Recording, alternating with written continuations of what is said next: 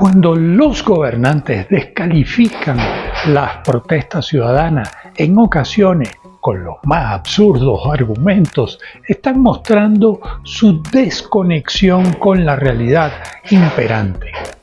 Las protestas de las nuevas generaciones, sobre todo la generación Z, son un claro síntoma de que las sociedades están cambiando y negarse a escuchar, atender y sobre todo a entender las demandas de la cuarta parte de la población es un error que le costará caro a muchos líderes. De eso vamos a conversar hoy en la videocolumna número 284 y que hemos titulado La voz incómoda de la generación Z. La política mexicana en los últimos años opera bajo códigos que a menudo ignoran la urgencia de las nuevas generaciones. La respuesta de la presidenta Claudia Sheinbaum tras las recientes movilizaciones del 15 de noviembre convocada por la llamada generación Z encapsula esta desconexión de manera brillante y preocupante. Al decir, abro comillas, creen que van a debilitar a la presidenta por lo que gritan. No, me hacen más fuerte, cierro comillas.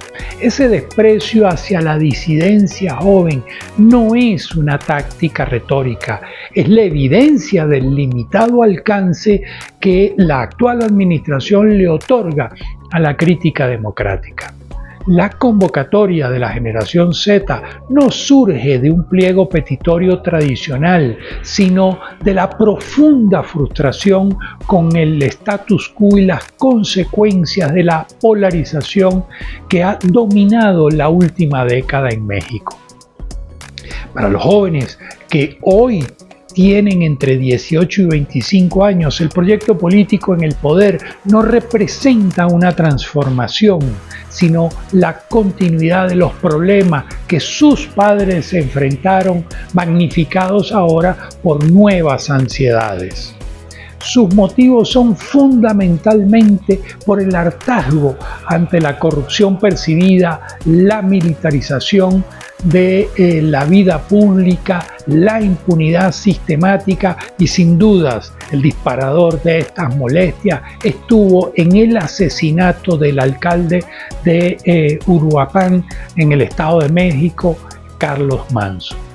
Organizados a través de las redes sociales, su protesta fue fluida, crítica, política, en el sentido tradicional, pues se oponen al establishment en conjunto, buscando una rendición de cuentas que el oficialismo no está dispuesto a dar. Gritan no solo por lo que les duele hoy, sino por el futuro que sienten que está hipotecado. La declaración de la presidenta Sheinbaum al afirmar que el grito de la oposición la hace más fuerte, tiene implicaciones políticas y sociales profundas que erosionan la calidad de la democracia mexicana. Al enmarcar las protestas como un factor que la fortalece en lugar de como una crítica legítima que requiere atención, la presidenta refuerza la lógica binaria y polarizante.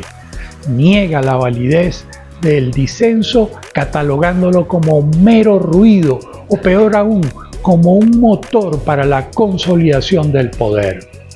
Esta retórica desestima la responsabilidad del gobierno para todos los mexicanos, incluidos aquellos que se manifiestan en su contra.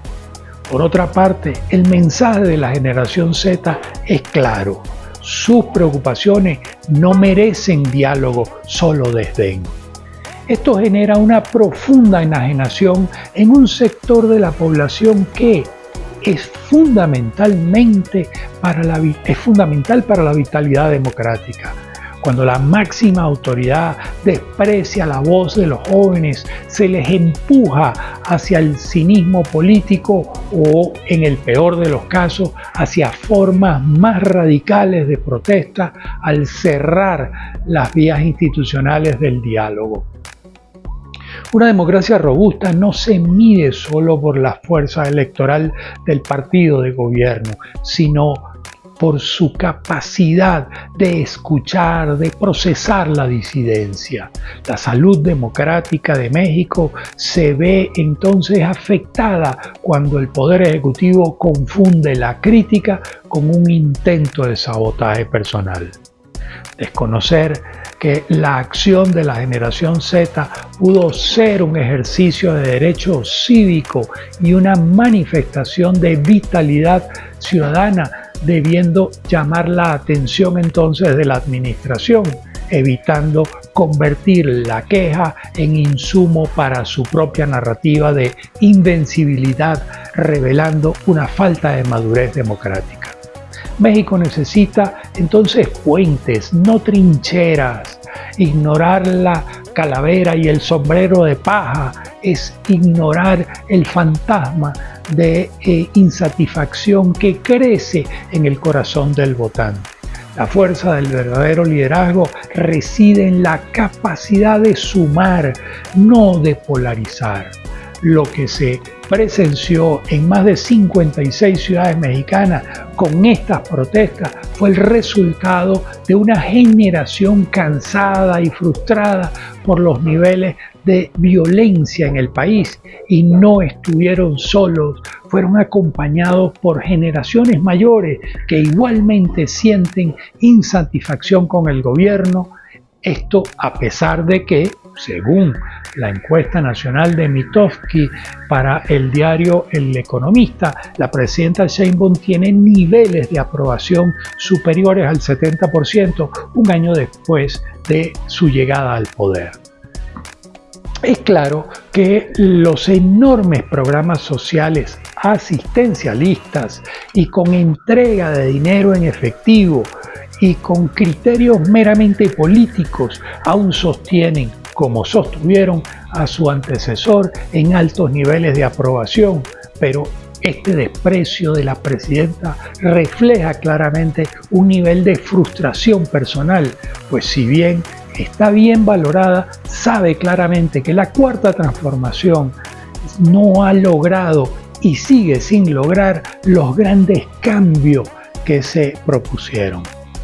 Descalificar las protestas, exponer públicamente los datos personales de algunos de los convocantes, además de ser un acto irresponsable y violento, deja muchas dudas sobre el verdadero cariz democrático de la mandataria, y eso es realmente preocupante.